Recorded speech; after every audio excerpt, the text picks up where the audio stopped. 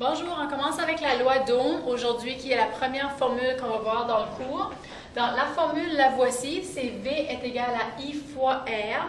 Le V représente le voltage qui est mesuré en volts. Le I représente l'intensité qui est mesurée en ampères. Et le R représente la résistance qui est mesurée en ohms. Et le symbole qui représente ohm, ça fait penser à un petit chapeau qui est juste ici. Le voltage, on peut aussi appeler ça la tension et la différence de potentiel qui sont deux synonymes que vous devez connaître. Je vous présente les triangles qui vont vous faciliter à travailler avec la formule quand vous allez devoir isoler une variable. Vous pouvez l'utiliser ou vous pouvez tout simplement utiliser vos connaissances mathématiques pour trouver d'autres variables. Parce que la formule V est égale à I fois R, vous pouvez l'utiliser pour trouver le voltage, mais je peux aussi vous demander de l'utiliser pour trouver soit l'intensité ou la résistance. À ce moment-là, tu dois isoler la variable. Donc, si on a V est égal à I fois R et que tu dois trouver I, donc tu dois réarranger ta formule pour aller isoler I. La façon mathématique de le faire, c'est de diviser par tout ce qui n'est pas I. Donc, tu veux garder ton I. Donc, de ce côté-ci, tu divises par R. De cette façon-là, tes R se cancellent. Si tu divises par R de un côté, tu dois diviser par R de l'autre côté. Et c'est de là qu'on obtient le I est égal à V divisé par R. Tu peux isoler une variable de cette façon-là ou tu peux utiliser le triangle. Dans le triangle, vous avez le V, I et R en bas. Quand tu cherches quelque chose, tu le caches. Et là, tu regardes où sont placées les lettres les unes par rapport aux autres. Donc, quand tu cherches le voltage, le I et le R sont en bas, et en bas, c'est comme multiplier. Okay? C'est comme si tu as ceci, V est égal à IR, collé, ben, c'est multiplié. Hein? Donc, V est égal à I fois R. Quand tu cherches le I, tu caches le I et tu vois très bien que le V est sur le R. Donc, ça veut dire que I est égal à V sur R, ou V divisé par R. Quand tu cherches le R est égal à V sur le I. Donc, V divisé par I. Donc, en vous rappelant des lettres où ils sont placés dans le triangle, tu peux obtenir toutes les formules que tu obtiens à partir de V est égal à I fois R. Maintenant, c'est bien beau de savoir que le V, c'est le voltage, le I, c'est l'intensité, puis R, c'est la résistance. Mais c'est quoi ces trois choses-là? C'est ce qu'on va aller voir plus en détail.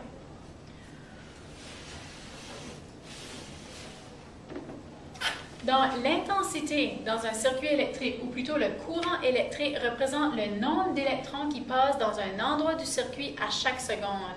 En réalité, c'est très difficile de compter le nombre d'électrons parce qu'ils sont très petits et très rapides. On va plutôt compter des paquets d'électrons qu'on appelle des coulombs. Donc, le nombre d'électrons qui circulent dans un endroit représente le débit d'électrons ou représente ton intensité. Si je fais une analogie avec une pente de ski, le débit ou l'intensité serait le nombre de skieurs qui descendent la côte dans un certain temps. L'intensité est mesurée en ampères et la lettre qui représente l'ampère, c'est le A.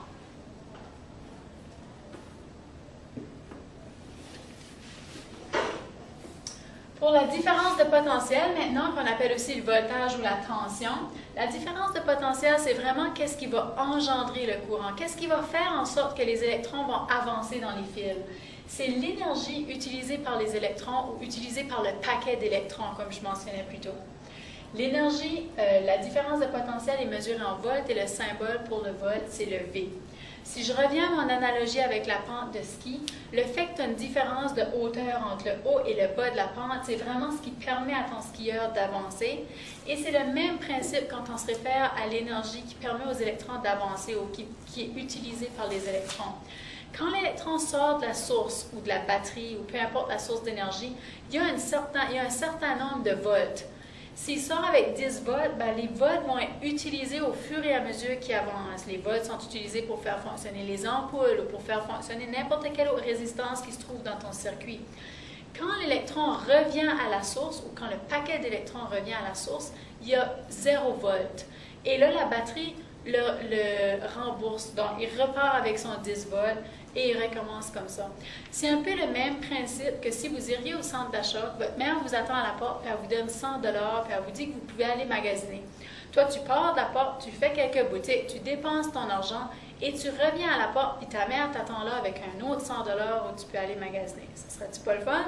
Bien, c'est le même principe. L'électron, quand il part, il y a une certaine quantité d'énergie, il avance dans les fils, il perd une partie de cette énergie-là par friction dans les fils ou pour faire fonctionner les différentes résistances, et quand il revient, il n'y en a plus. Mais la batterie lui redonne son énergie qui lui permet de recommencer.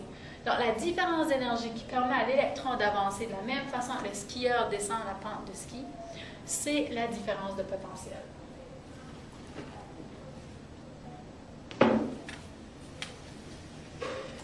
La troisième variable de la formule, donc la résistance ou R, ça peut être vu de deux façons. On peut parler de la résistance comme étant la facilité des électrons à traverser le conducteur. Si le conducteur est plus petit ou plus gros, dépendamment de la taille, dépendamment de la matière, les électrons circulent plus ou moins facilement, dépendamment de la matière aussi.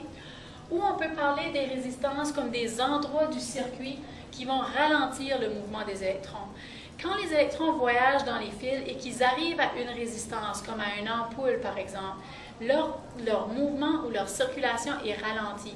Il faut qu'ils ralentissent pour que l'énergie électrique ou l'énergie des électrons soit convertie en énergie lumineuse ou en énergie thermique ou dans d'autres formes d'énergie qu'on a besoin. Donc, ces endroits-là qui ralentissent le mouvement des électrons sont appelés les résistances. La résistance est mesurée en ohms, le petit symbole qui ressemble à un chapeau. Et si je reviens à mon analogie pour ma pente de ski, les résistances représenteraient les obstacles. C'est vraiment les obstacles sur la pente de ski qui vont ralentir le skieur. Donc, pour que le skieur fasse le contour de l'arbre, il doit ralentir pour être certain de ne pas avoir un accident. Et c'est le même principe pour les électrons dans notre circuit quand ils arrivent à une résistance. Maintenant que vous connaissez les trois variables et la formule, je vous montre un exemple de calcul que vous aurez à faire. On dit calcule l'intensité d'un courant électrique si le voltage est 6 volts et la résistance est 4 ohms. Dans tout problème, vous allez devoir montrer toutes les étapes de votre travail. Un problème comme ça sur un test vaut 5 points. Et il y a des points de données pour chaque étape. La première étape, c'est de déterminer l'inconnu. Donc, qu'est-ce qu'on cherche? On cherche l'intensité. Donc, on va indiquer ce qu'on cherche en écrivant I, qui représente l'intensité, et un point d'interrogation. Ça vaut 1 point. Une fois qu'on a fait ça, on ressort ce qu'on connaît du problème. Donc, je sais que mon voltage, qui est représenté par V, est 6 volts. Et je sais que ma résistance, qui est représentée par R, est 4 ohms. Donc, j'ai 1 point pour avoir indiqué mon inconnu, 1 point pour avoir ressorti mes données. Sans savoir faire le problème, vous avez déjà 2 sur 5. Ensuite, il y a 1 point qui est la formule. Donc, on sait que I est égal à V divisé par R. Ça, c'est 1 point pour écrire la formule. Et ensuite, vous remplacez ce que vous connaissez dans la formule. Donc, V, je sais que c'est 6 volts. R, je sais que c'est 4 ohms.